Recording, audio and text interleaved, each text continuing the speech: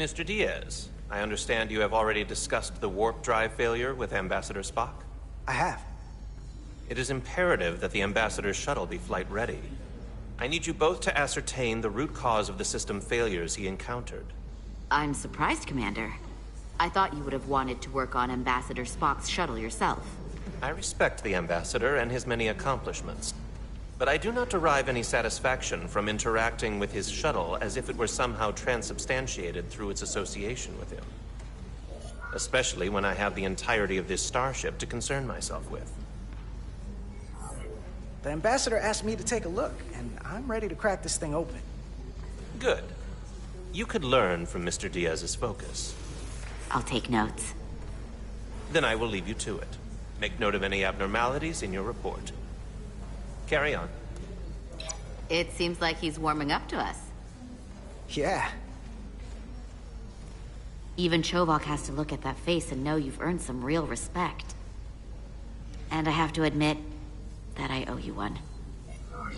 You were right to make me go first. I don't know what I was thinking. You did the smart thing. You've pulled me out of trouble how many times? Call it even. Okay. At the very least, maybe I can track down that bottle of Saurian brandy you're still on the hook for. But first, we have work to do.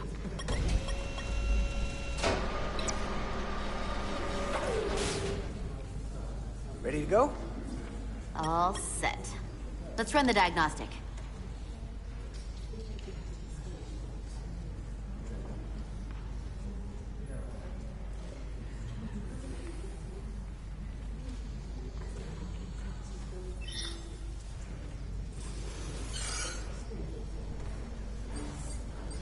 So, I know about your talk with Miranda. You do? She sent me a Priority 1 dispatch right after your conversation. I'm happy for you. Both of you. Thanks. But I'm only going to tell you this once. Don't screw this up. Because I would be very unhappy if you tried this out and then, I don't know, 6 weeks or 6 days later, I have to start splitting holidays between the two of you.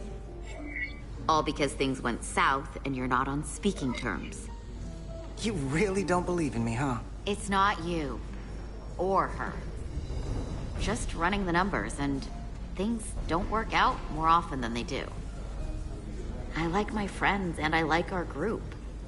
I don't want to lose that. Is that thing done yet? Yeah, it's wrapping up. Let's see. The relays along the primary EPS are blown. The backup relays are all intact. An EPS overload from the warp drive could cause that. But how did the shuttle end up dead in the water? Huh. Well, maybe the ship's data recorder can tell us something.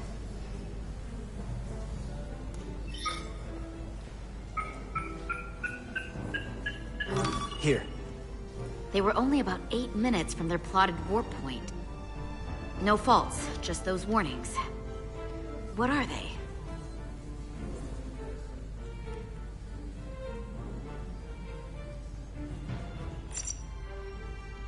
Subspace variance out of tolerance. What does that mean? It means the main navigation array lost sight of space somehow. Will the array going offline cause that? Yes, but it should have also thrown a fault code.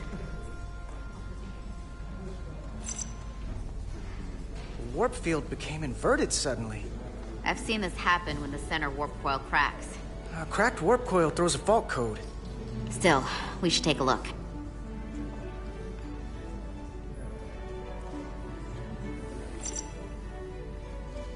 There was a complete warp cascade failure.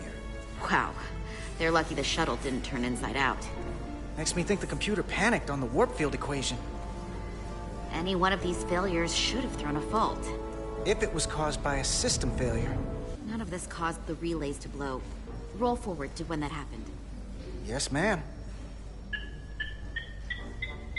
So here, they take a moment to get their bearings and they attempt to re-engage the warp drive. There. That's the relays blowing.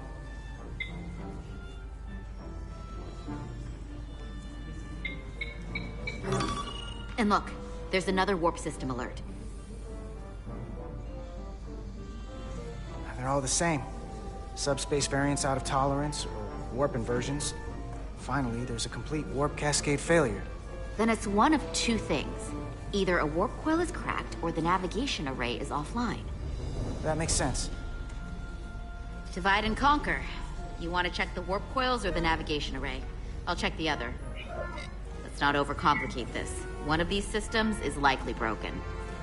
I'll check the nacelles for a cracked coil.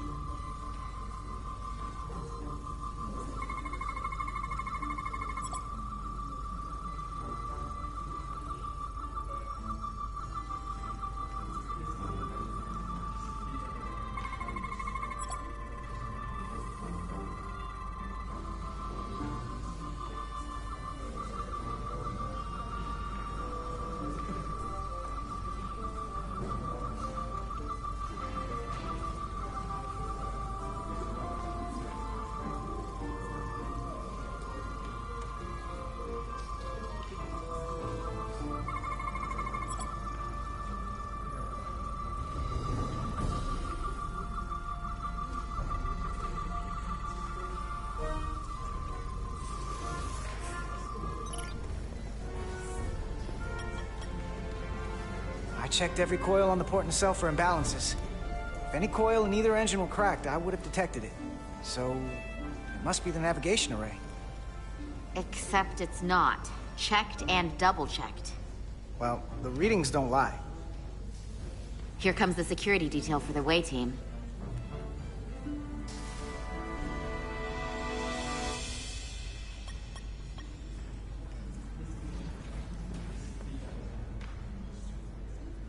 Hey. I'm not here. We're escorting the negotiating team to the surface as soon as they come down from the bridge. I don't want to interrupt some important work. I was just hoping to see you before I go. The captain and the others will be here any minute now. Should be an interesting ride down to the surface. Come on, I'm never too busy to make time for you. That's not true. No. But I am glad you came by.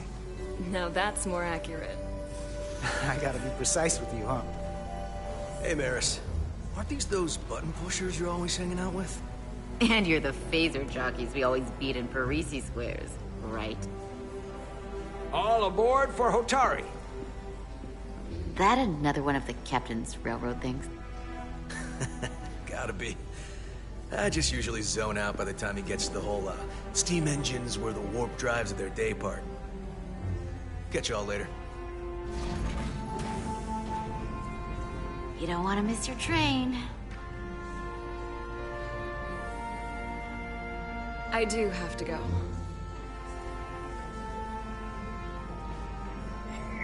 Not gonna lie, I'd rather not leave right now. More important things on my mind.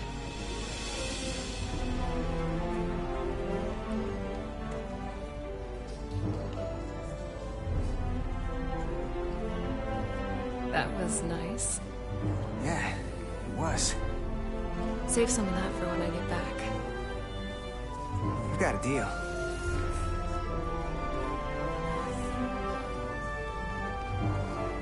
Be seeing you.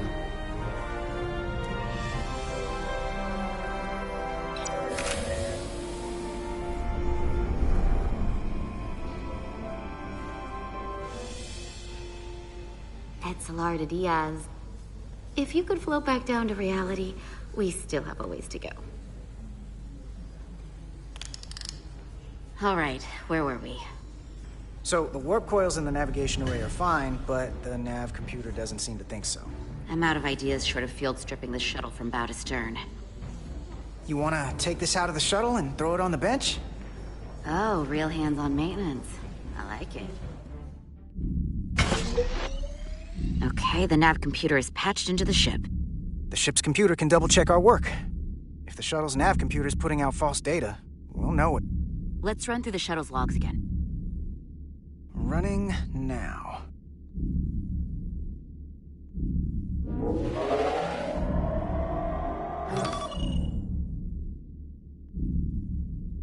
Same. Warp field inversion and a cascade failure. However, the Resolute computer doesn't show the same subspace variance. We're in the same conditions that the shuttle was in when it failed. Why wouldn't the ship's computer get a matching result? What if the subspace variance was a momentary occurrence? That's a possibility, and it would explain why the simulation under our current sensor readings failed to reproduce the issue. But a subspace anomaly strong enough to cause a warp field collapse would leave graviton ripples for days. Let's run with the momentary subspace variance theory for now. Roll forward to the shuttle's attempt to re-engage the warp drive. We need the conditions of space around the shuttle at the moment of warp failure. Resuming simulation.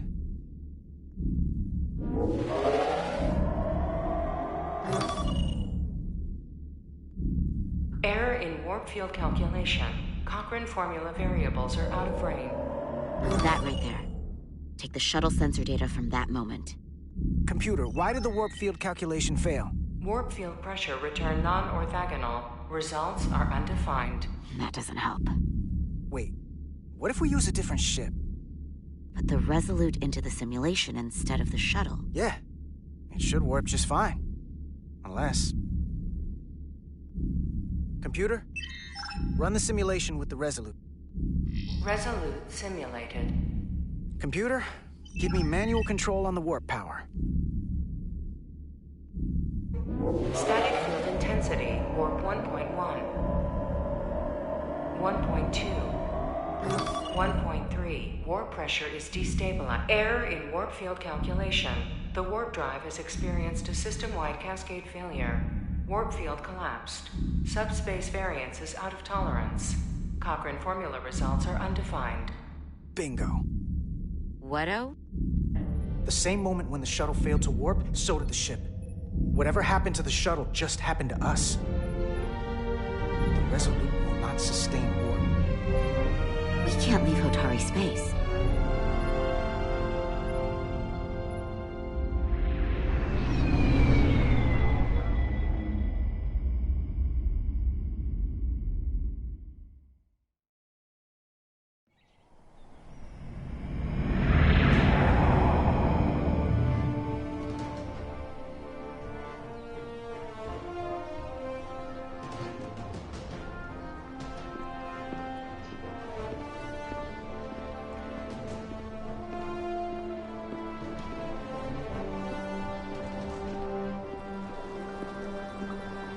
Ambassador Spock, Captain Solano, welcome to Hotari.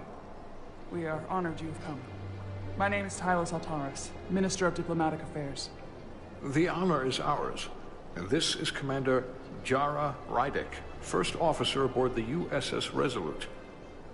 You'll find she has a keen mind, and unique insight into the dynamics between the Hotari and the Lydians. We are honored to be here, as representatives of the Federation. I'm so glad... These must be the representatives of the mighty Federation. The reigning authority in the galaxy. Or so we've been led to believe. Whether that's true or not remains to be seen. But, either way, we're grateful you've made the time to come to our little corner of the universe And you are? This is Galvin, and this is Citron, the heroes of the revolt in the mines.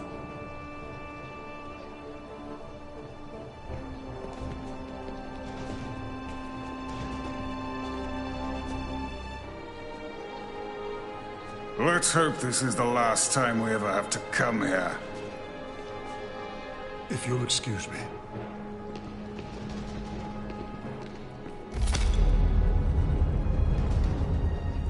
I think we're about to begin. Did you hear the arrogance from that guy? I don't know what we're walking into here. But that guy was something. That may be true. But let's keep an open mind going into the negotiations. Hopefully he's just one voice amongst many. Then let's hope he's the outlier. The Hotari have invited us as their guests, so we must show them the proper respect.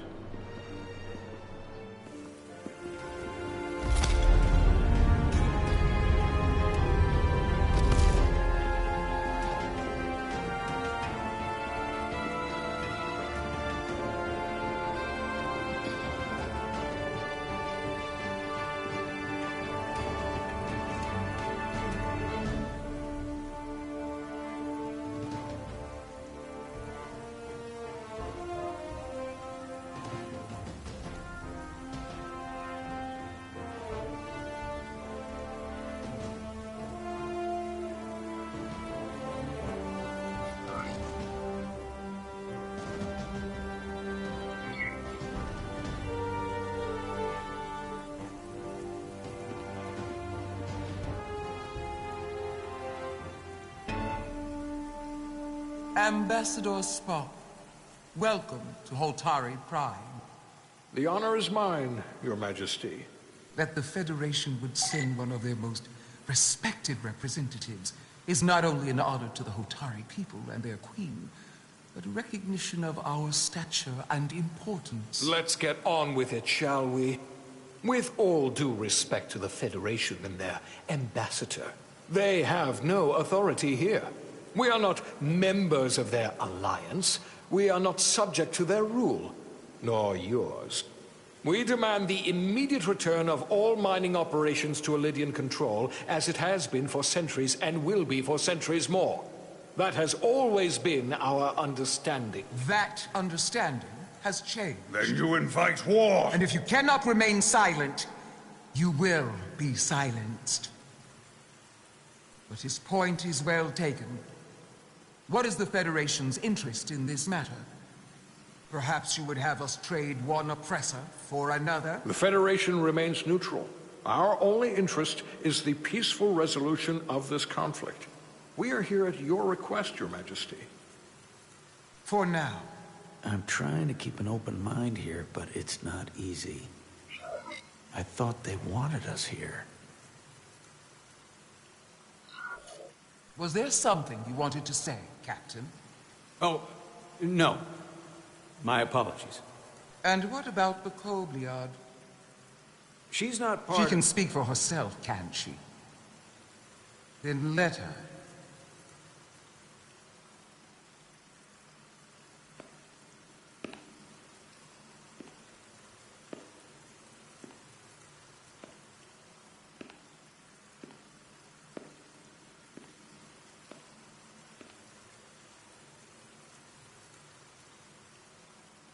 Now then, what is your name?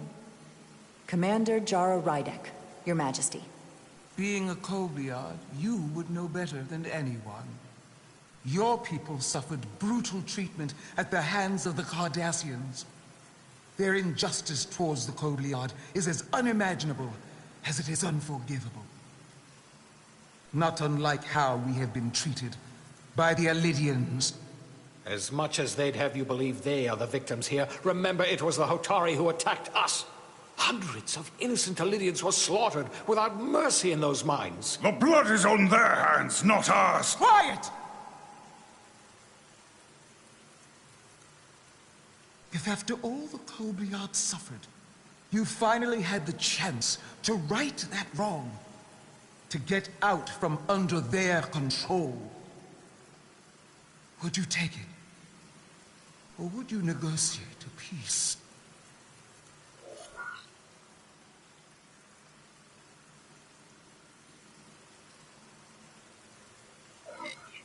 There is no remedy for what the Kobliad suffered.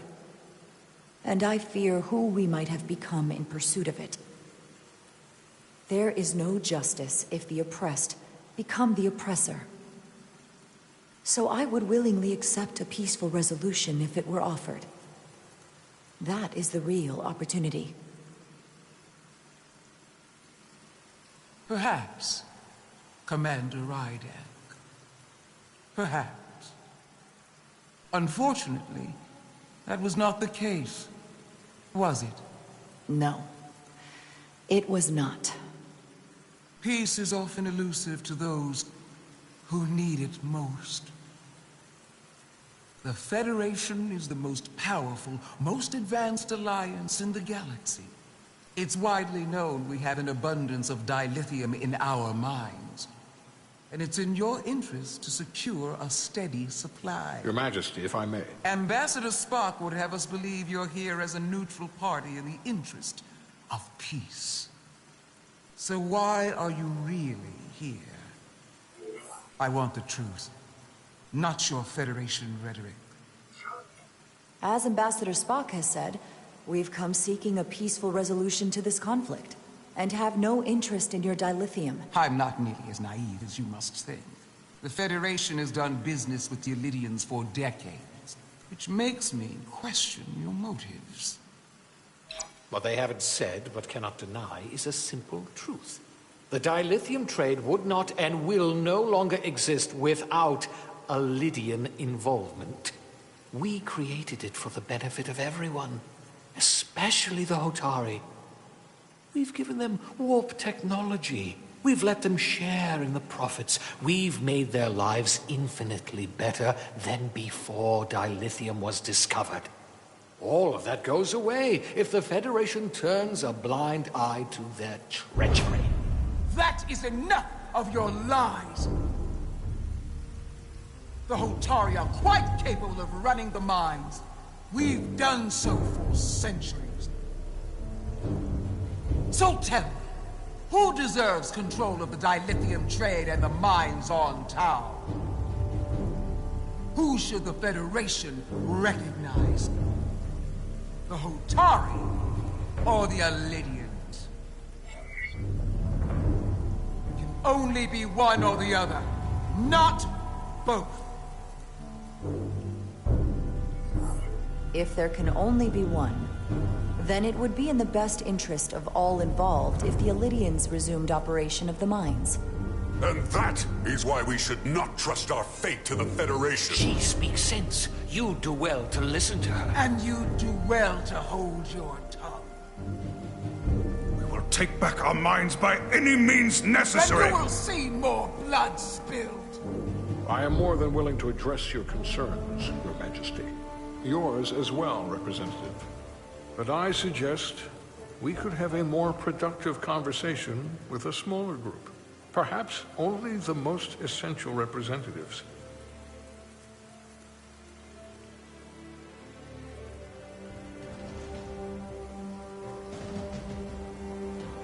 I would agree, Ambassador Spock.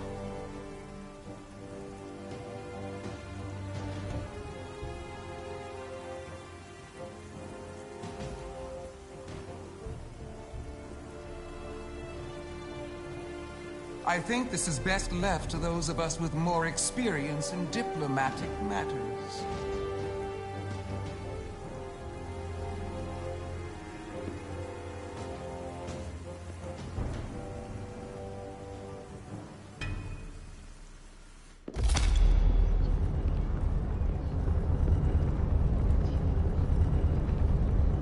Spock and I will cover everything on the diplomatic front. You make nice with the locals and see if you can get some answers. We need to find out why the Hotari are so willing to risk war. What happened in those mines?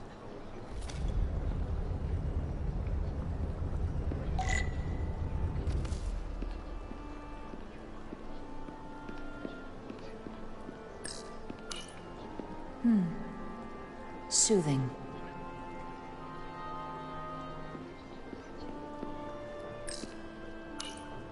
Commander, after hearing so much about the Federation's sense of fairness and justice, I was surprised that you sided with the Illidians. In all honesty, I expected more, especially from someone like you. To be clear, I'm not on either side of this conflict. Our only interest is peace. On the Illidians' terms, apparently. I assume you were there, the day the mines were seized from the Illidians. Not seized. Reclaimed. And restored to their rightful owners. Yes, I was there. We had to be decisive. Before the Illidians could even realize their worst nightmares upon them. Were the Hotari miners armed during the revolt? I'm just trying to understand how it happened. If by that you mean armed with centuries of abuse and exploitation at the hands of the Illidians, then yes. Which doesn't really answer my question. We had them vastly overwhelmed from the start. They respect one thing above all else, and that is force. The greater the force, the more certain the outcome. Any talk of making peace is just that, and worth little without the strength to secure it. Which makes me wonder about your ship, the Resolute. Undoubtedly the Federation's finest warship. Ready to contend with anything the Illidians might have in store. Or is that not true? Maybe I've misjudged it. It wasn't designed as a warship. More for scientific research and exploration. But the Federation must have ships designed for war. Technically, they're Starfleet ships representing the Federation. But yes. I see. Sidron. A pleasure meeting you, Commander. I'm sure we'll cross paths again.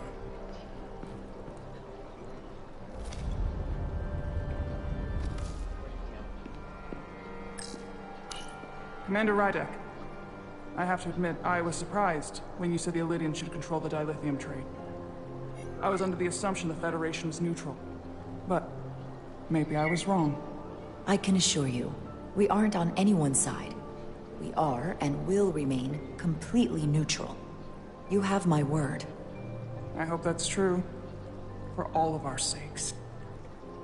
I saw you speaking with Sidron, our national hero. I'm curious, what did he say? He seems to be of the opinion that negotiating for peace is a waste of time. Because force is the only blunt instrument he understands. He's a miner, not a diplomat. For the first time in our history, the Hotari have the upper hand. We see ourselves as strong instead of downtrodden. New voices have risen up. Old voices shouted down. Galvin and Sidron have become national heroes. Now, they have the Queen's ear. Better or worse, depending on your perspective. I take it they're against a negotiated peace with the Illidians. Heroes tend to want more of what made them heroic. If it were up to them, they'd wage all-out war and bring ruin upon us all. My fear has been that the Illidians will launch an attack and crush us. You've seen their starship, no doubt. They could have retaken the mines whenever they wanted to, but it never happened. And as strange as this may sound, I'd almost say they're afraid. I just don't know what they're afraid of. It's still the same bluster and bravado you would expect from them. But it has no teeth. Like they're afraid of what might happen. Was it for fear of the repercussions, once the Federation became part of the equation? Possibly.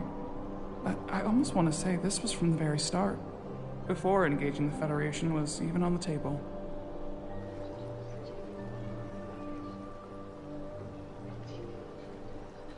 Since the day of the revolt, Galvin has seized control of the mines and restricted all access. No one's allowed without his personal authorization. And they've taken over a section of the palace with just as much secrecy and security. I'm told it could be something they brought back from the mines. I've made inquiries, but everyone pretends it doesn't exist. I strongly suspect they're hiding something. What do you think it is? I've heard rumors it's some sort of ancient artifact, but I haven't seen it myself. How can we know?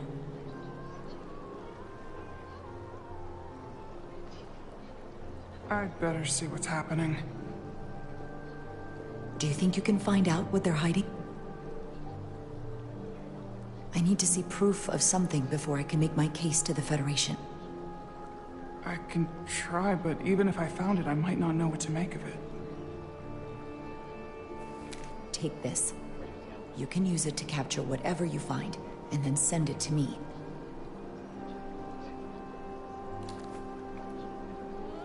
Thank you. I will let you know what I find. And I look forward to our meeting again.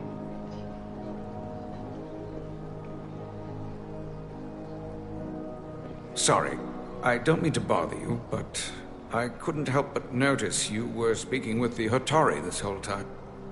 I figured it might be useful if I offered another perspective. Of course. I have to say, I fully expected you to side with the Hotari, but obviously the Federation wants a steady supply of dilithium. Something only we can offer. Without Lydian involvement, there is no dilithium trade. Left to the Hotari, it would be nothing short of a disaster. Of all my concerns, dilithium is not one of them. I could care less about securing a supply, now or in the future. I'd be curious to know if the rest of the Federation shares your indifference. Major Solid Arminta, Special Attaché, Lydian Armed Forces. Pleasure to meet you, Commander. I have my issues with the Hotari, but I have to give them some credit. They know how to seize an opportunity. Inciting an uprising the same day as a massive, once-in-a-lifetime ion storm. Our assumption was that this storm was just an anomaly. Yes, a very convenient anomaly. At least, that was what we were told. Of course, I wasn't there. But who am I to say otherwise? Something tells me there's more to the story. So what really happened? Well, the official story is that it was the storm that enabled the revolt. How else do a bunch of unarmed, unorganized miners seize control of an entire moon, much less thousands of mine? But I've talked to people who were there. They tell a different story. They say they're lucky to have escaped with their lives. That it was more than just the storm. That somehow the miners were able to harness the energy from the storm. I know it sounds crazy. I'm not even sure I believe it myself. But that's what they said. You said the Hotari were primitive. Well, they are. Except for the part about weaponizing ion storms. If you'll excuse me, Commander Ryder.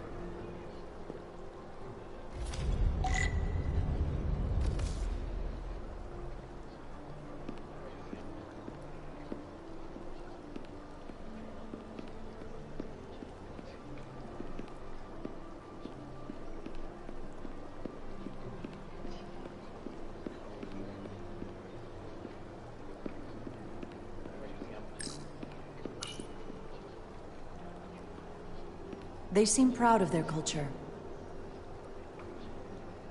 Pride can lead to rash action.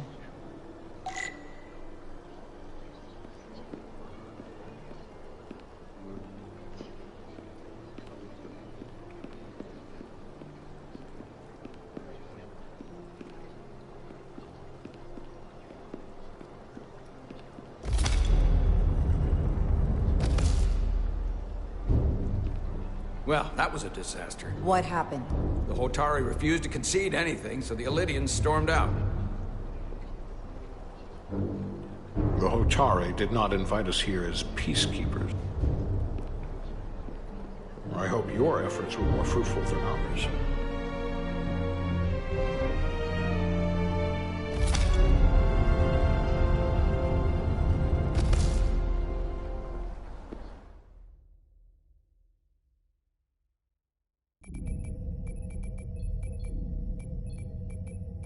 Gravitational harmonics failing to resolve. Warp bubble stability degrading. Increase output to maximum. Increasing warp output to maximum. It's happening again.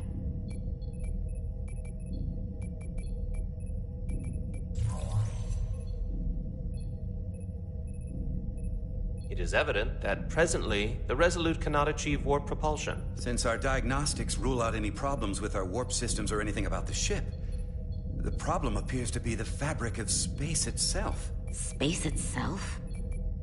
You're saying something about this region of space prevents warp travel? Prevents it, or can't sustain it.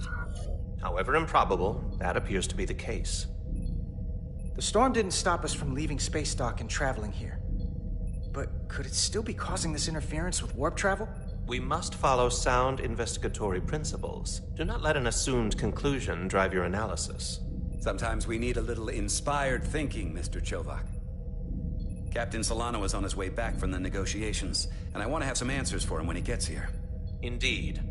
Given the facts at hand, we may be able to deploy subspace probes around the ship to construct a clearer picture of the phenomenon. Around the ship. I'll prep a shuttle.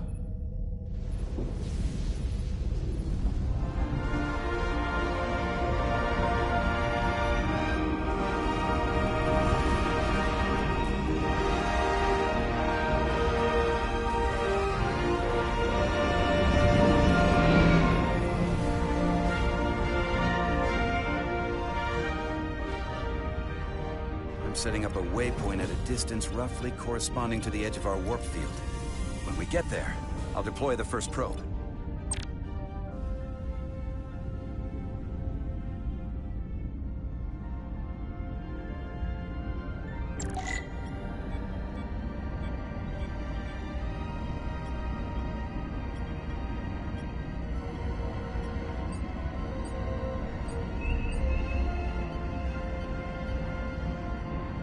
Commander Westbrook, the Resolute systems are calibrated to receive the probe's readings. We are standing by to reproduce the warp field collapse after the first probe is deployed. Thank you, Mr. Chovak. We'll be in position shortly. And, Mr. Diaz, do take care in piloting the shuttlecraft. Now is not the time to indulge in the human penchant for joyriding. Chovak probably isn't such a fun guy to work for, huh? Nah, Lieutenant Commander Chovak's not so bad. You know, once you get used to him. And, I've learned a lot working under him. I have a feeling I'm going to have to work harder to be a political animal like you. With this new first officer coming aboard.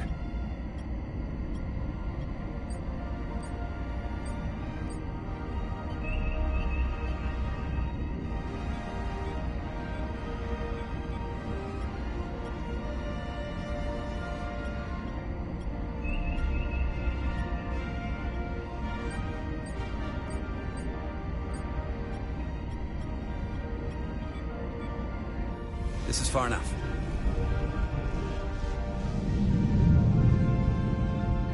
This is far enough. Transporting the...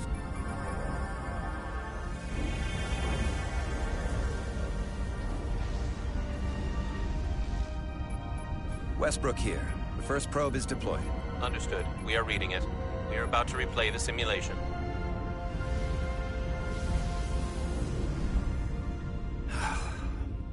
Problem? I just can't get a handle on her. Commander Rydek. She rejected my plan to use a deflector pulse against the storm surge. But on the other, she did listen to my advice and use the whole polarity trick to get you through that excursion alive.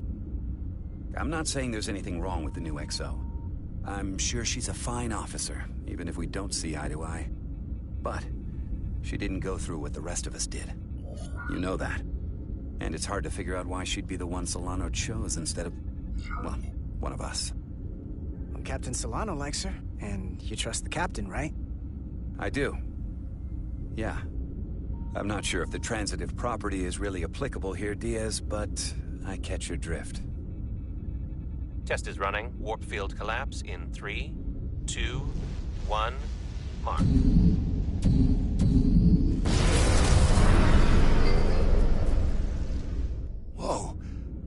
right, that is definitely a problem with the fabric of space.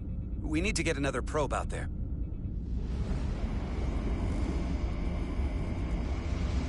With 2 points of data, the Resolute and the probe, we've managed to get an interference pattern. I'm setting a waypoint to a particularly strong area of interference. We'll deploy the second probe there.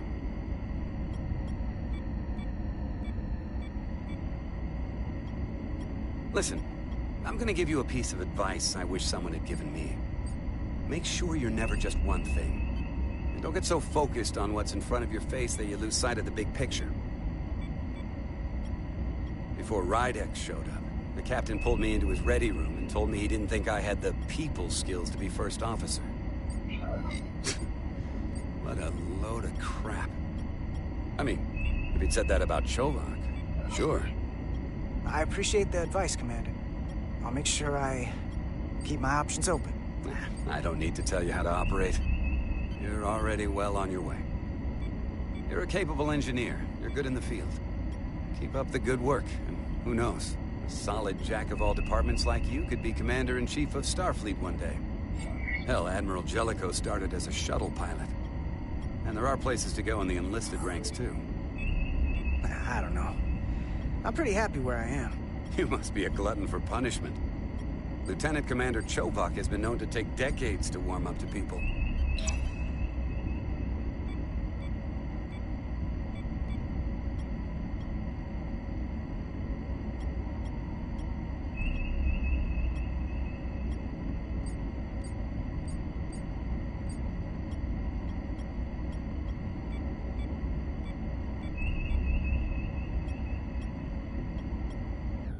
Here. This is close enough. Stop the engines. Deploying the probe. Westbrook to Commander Chovak. We're ready for another sampling of data. Very good. Running the simulation again. Warp field collapse in 3, 2, 1. Mark. There it is again. I saw it. It seems to be directional. Well, what about the scans? Anything?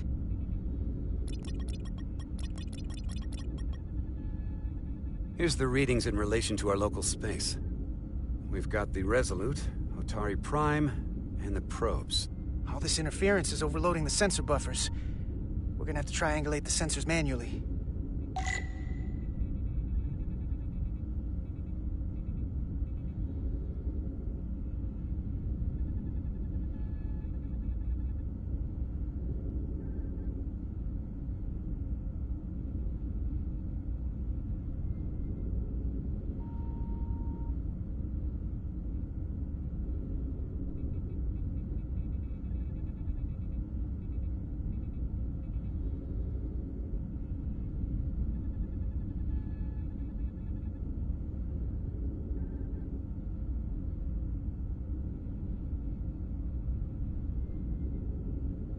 We got something. These markers indicate peaks in the gravimetric interference patterns. Let's see if I can find some more.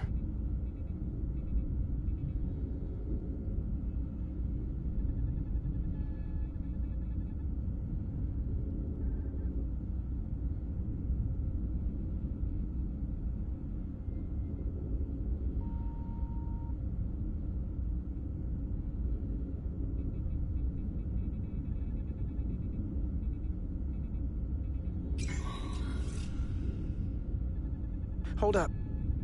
This is coming from the moon. A beam that blocks warp travel. Aimed right at us. Someone is doing this intentionally. I don't know how they're doing it. This is like nothing I've ever seen. We're under attack and we didn't even know it. We need to stop them. Unplug whatever it is they're hitting us with. Now, look here.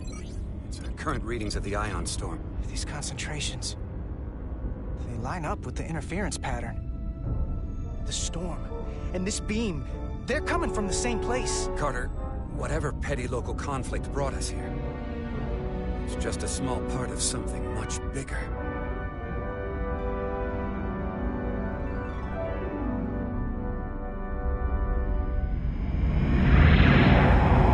Presently, we don't have an explanation for how they're doing this. One thing is clear. This is no fluke. Thank you, Mr. Westbrook. I want a full briefing when I'm back on board. Solano out. A targeted weapon that inhibits warp travel. Coming from the moon Tau. That would explain the difficulties my shuttle encountered. More importantly, the tenor of the Hotari during the negotiations. And here I thought the Illidians would be the problem. Coming to peace talks in a warship. This wasn't supposed to be so complicated.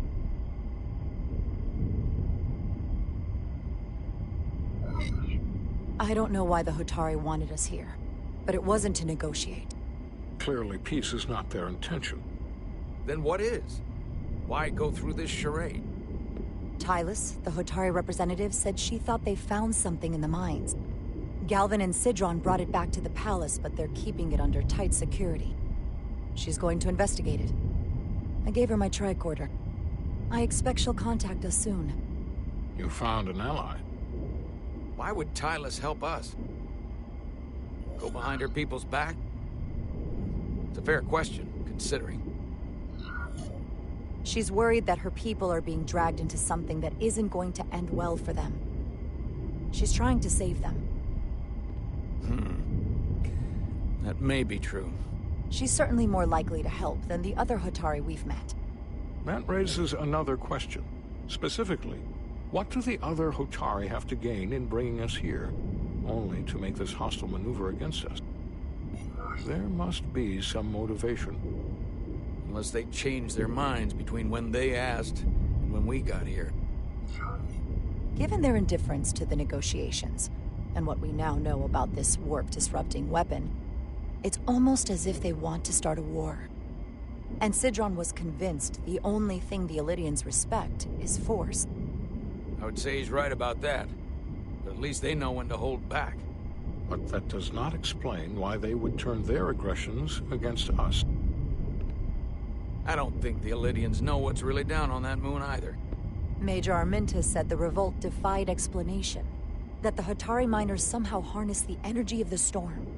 Harness the energy of the storm? Doing that is beyond even our capabilities. So is a weapon that disrupts warp travel. There have been civilizations and entities, both past and present, far more technologically advanced than the Federation. The Illidians and Hotari don't fall into that category. But that is all the more reason to investigate further. Commander Rydek, sorry to interrupt. We've received an urgent call from Hotari. The Queen's advisor, Tylus, has asked to speak with you. Put her through.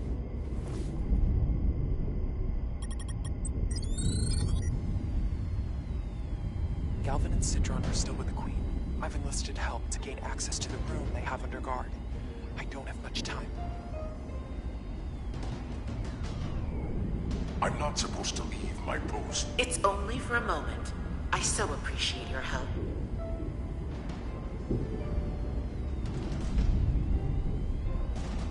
I found something. I'm sending you a scan.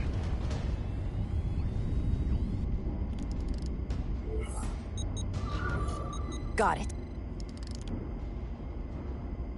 Tylus, if we needed to gain access to the mines on Tau, is that something you could help us with? I suppose it wouldn't be easy, but I have to go. Tylus. Can we reconnect? Sorry, Captain. We've lost all contact. We can only hope she escaped without harm. It was hard to tell. We have to help her. Send another shuttle. We're not doing anything yet. Not until we know more. Let's see the scan of whatever the hell that was.